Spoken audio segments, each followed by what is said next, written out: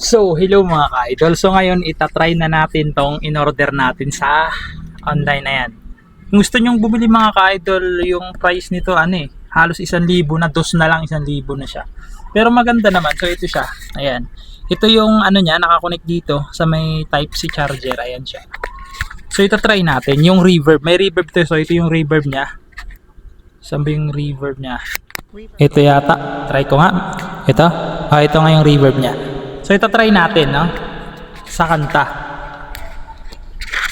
Wait lang, ayan. Para marinig ko yung kanta ko.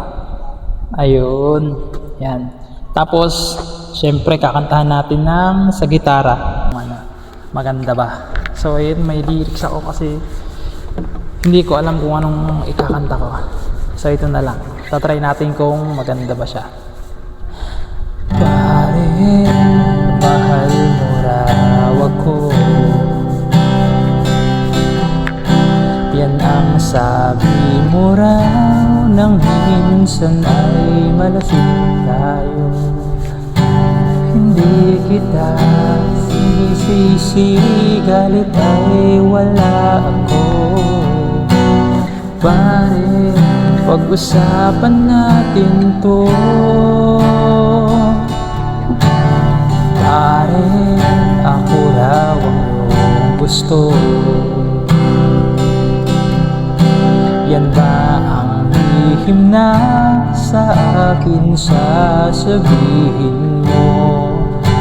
Hindi ako iiwas, di lalayo sa'yo. Pare, pag-usapan natin to. Wala namang mababago sa pagtingin ko sa iyo. Pero kaibigan lang ang pwede kong ialay sa iyo.